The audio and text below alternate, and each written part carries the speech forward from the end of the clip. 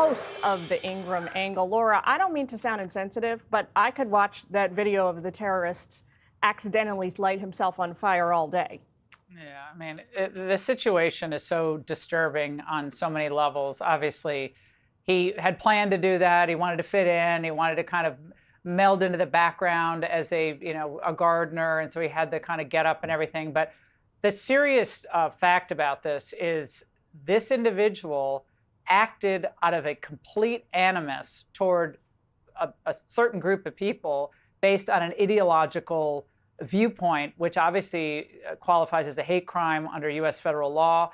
And now we're going to probably learn more about how he got to that point, whether he came to this country with those views as a tourist during the Biden era, or whether these views were intensified during his time here.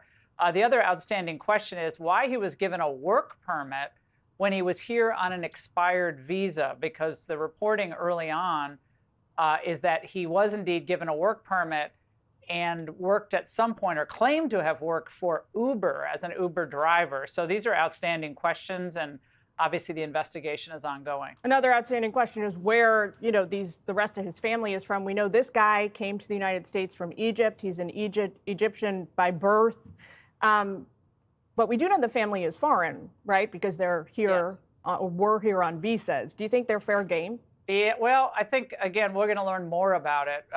In the local media, they're making a lot of the fact that one of his reportedly, daughters is an honor roll student and was wanting to go to med school because her father had some, medical condition, I guess, with his leg, and that she wanted to deal with. So they're putting out that narrative. I don't know if it's true or not, but apparently, she's a good student. But the fact of the matter is they are not American citizens, and I do not believe, although, again, we'll learn more, that they even have green cards. And I think that we have to really get a handle on the number of people here on invalid visas, expired visas. They're here as students, but they're working when you're not supposed to, or they're here and they overstayed their work visa or their student visa. And while some people might, say, oh, I shouldn't have done that and it was a mistake, it still is an unauthorized individual in the United States, and we don't really know what their intentions are. Remember, Mohammed Atta was also from 9/11 mastermind, was also on an expired visa, as were other members of the 9/11 hijacker squad. So we have one estimate, I think it's 570,000 people here on expired visas, but I don't even think we really know the figure. I bet it's much, much higher than that. We heard yesterday from the Congressional Research Service on that number. They said it could actually be up to as much as 850,000 people. So now we're talking about close on 1 million people here illegally, in addition to the folks who come here illegally in the first instance. Exactly. And those are all automatically deportable aliens. You are immediately qualified for deportation when you overstay your visa. And it's very clear when you get your visa that date on that piece of paper has got to be respected. If you want to try to petition for a different status, you can do that. Usually you have to leave the country to do that. I used to practice a little bit of this law.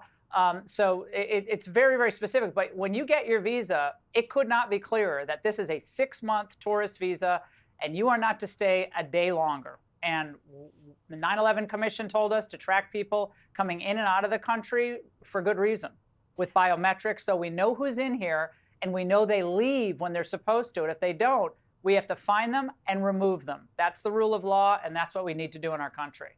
This is not, as you well know, the first time that Molotov cocktails have been used to target people who hate Jews.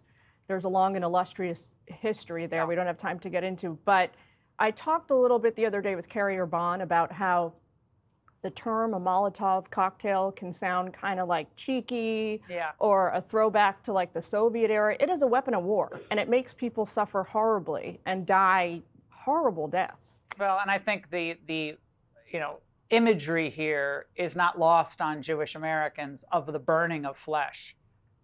So that, he said he did it because reportedly in the police report that he couldn't get a gun.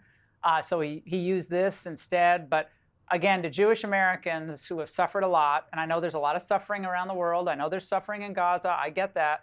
but Jewish Americans have suffered, particularly in this country, because of this rampant anti-Semitism, as other groups have as well, with other types of targeting and attacks. But this could have been even a lot worse. But third-degree burns on what, 75% of your body?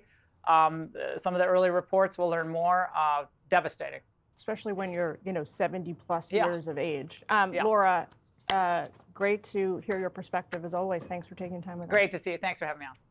Hey, Sean Hannity here. Hey, click here to subscribe to Fox News YouTube page and catch our hottest interviews and most compelling analysis. You will not get it anywhere else.